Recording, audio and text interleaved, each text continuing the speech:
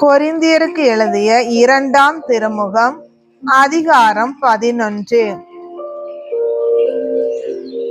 என் அறிவீனத்தை நீங்கள் சற்று பொறுத்து கொள்ள வேண்டும். ஆம், சற்றே பொறுத்து கொள்ளுங்கள். உங்கள் மீது கடவுள் கொண்டுள்ள அதே அன்பார்வத்தை நானும் கொண்டுள்ளேன். கிறிஸ்து என்னும் ஒரே மணமகனுக்கும் உங்களுக்கும் இடையே மன ஒப்பந்தம் செய்துள்ளேன். அவர் முன் உங்களை கற்புள்ள கன்னியாக நிறுத்த வேண்டும் என்பதே என் விருப்பம். ஆனால் ஏவா பாம்பின் சூழ்ச்சியினால் ஏமாற்றப்பட்டதை போல நீங்களும் உங்கள் எண்ணங்களை சீரழிய விட்டு கிறிஸ்துவிடம் விளங்கிய நேர்மையும் தூய்மையும் இழந்து விடுவீர்களோ என அஞ்சுகிறேன். உங்களிடம் யாராவது வந்து நாங்கள் அறிவித்த இயேசுவை தவிர வேறு ஓர் இயேசுவை பற்றி அறிவித்தால், அல்லது நீங்கள் பெற்ற தூய ஆவியை தவிர வேறு ஓர் ஆவியை பற்றி பேசினால், அல்லது நீங்கள் ஏற்ற நற்செய்தியை தவிர வேறு ஒரு நற்செய்தியை கொண்டு வந்தால் நீங்கள் அவர்களை எளிதாக ஏற்றுக்கொள்கிறீர்கள். இப்படிப்பட்ட மாபெரும் திரு தூதரை விட நான் எதிலும் குறைந்தவன் அல்லேன் என்றே கருதுகிறேன். நான் நாவன்மையற்று இருக்கலாம், ஆனால் அறிவு அற்றவன் அல்ல. இதை எப்போதும் எல்லா வகையிலும் உங்களுக்கு தெளிவுபடுத்தியே இருக்கிறோம். ஊதியம் எதுவும் எதிர்பார்க்காமல் நான் உங்களுக்கு நற்செய்தி அறிவித்தேன். நீங்கள் உயர்வு பெற நான் தாழ்வுற்றேன். இதுதான் நான் செய்த பாவமா? நான் உங்களிடையே பணிபுரிந்த போது என் செலவுக்கு வேண்டியதை மற்ற திருச்சபைகளிடம் இருந்து பெற்றுக்கொண்டேன். உங்களுக்காக அவர்களை கொள்ளையிட்டேன் என்றே சொல்லலாம். நான் உங்களோடு இருந்தபோது எனக்கு பற்றாக்குறை இல்லாமல் இல்லை. எனினும் நான் உங்களில் எவருக்கும் சுமையாய் இருந்ததில்லை. மாசிதோனியாவிலிருந்து வந்த அன்பர்கள் என் பற்றாக்குறையை போக்கினார்கள். நான் எதிலும் உங்களுக்கு சுமையாய் இருந்ததில்லை, இனி இருக்கவும் மாட்டேன். கிறிஸ்துவின் உண்மையே என்னுள்ளும் இருப்பதால் நான் பெருமைப்படுவதை அக்காயா பகுதியிலுள்ள யாவரும் தடுக்க முடியாது. ஏன் இப்படி சொல்கிறேன்?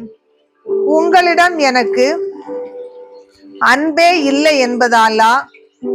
நான் உங்கள் மீது அன்பு கொண்டுள்ளவன் என்பது கடவுளுக்கு தெரியும்.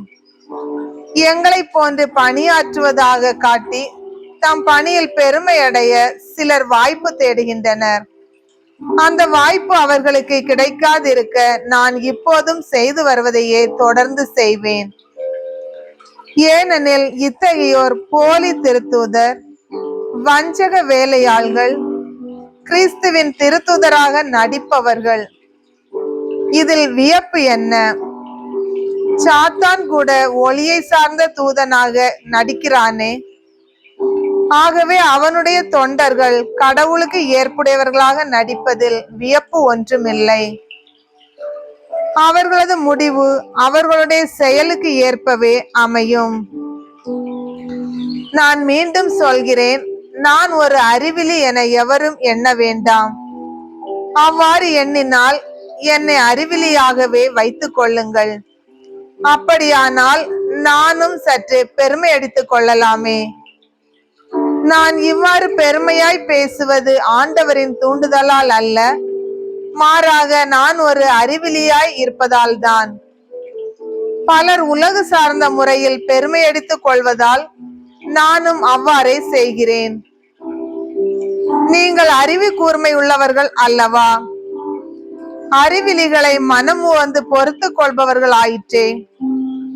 யாராவது உங்களை அடிமைப்படுத்தினாலும் சுரண்டினாலும் உங்களுக்கு கண்ணி வைத்தாலும் உங்களிடம் இருமாப்போடு நடந்து கொண்டாலும் உங்களை கன்னத்தில் அறைந்தாலும் நீங்கள் பொறுத்து கொள்கிறீர்கள்.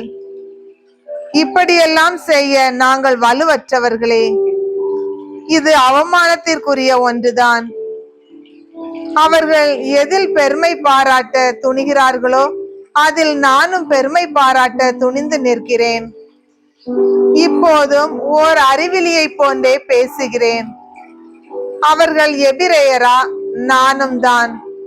அவர்கள் இஸ்ரவேலரா? நானும் தான்.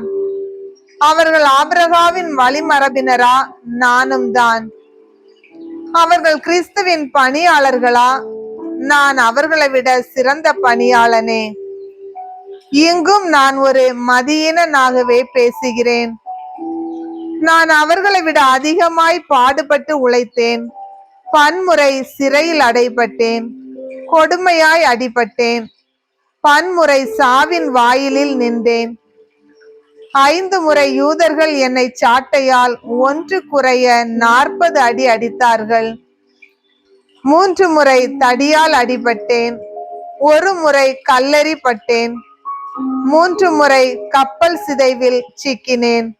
ஓர் இரவும் பகலும் ஆழ்கடலில் அல்லலுற்றேன். பயணங்கள் பல செய்தேன். அவற்றில் ஆறுகளாலும் இடர்கள், கள்வராலும் இடர்கள், என் சொந்த மக்களாலும் இடர்கள், பிற மக்களாலும் இடர்கள், நாட்டிலும் இடர்கள், காட்டிலும் இடர்கள், கடலிலும் இடர்கள், போலி திரு தூதர்களாலும் இடர்கள், இப்படி எத்தனையோ இடர்களுக்கு ஆளானேன். பாடுபட்டு உழைத்தேன். பன்முறை கண் விழித்தேன். பசி தாகமுற்றேன். பட்டினி கிடந்தேன். குளிரில் வாடினேன். ஆடையின்றி இருந்தேன். இவை தவிர எல்லா திருச்சபைகளையும் பற்றிய கவலை எனக்கு அன்றாட சுமையாய் இருந்தது. யாராவது வலுவற்றிருந்தால் நானும் அவரை போல் ஆவதில்லையா? யாராவது பாவத்தில் விழ நேர்ந்தால் என் உள்ளம் கொதிப்பதில்லையா? நான் பெருமை பாராட்ட வேண்டுமென்றால் என் வலுவின்மையை பற்றியேதான் நான் பெருமை பாராட்ட வேண்டும். நான் சொல்வது பொய் அல்ல. இதை ஆண்டவர் இயேசுவின் தந்தையாம் கடவுளே அறிவார். அவர் என்றென்றும் போற்ற பெறுக. நான் தமஸ்கு நகரில் இருந்த பொழுது அரசர் அரேத்தாவின் கீழிருந்த ஆளுநர் என்னை பிடிக்க நகர வாயிலில் காவல் வைத்தார். ஆனால் நான் நகர மதிலில் இருந்த பலகனி வழியாக கூடையில் வைத்து இறக்கப்பட்டு அவர் கைக்கு தப்பினேன்.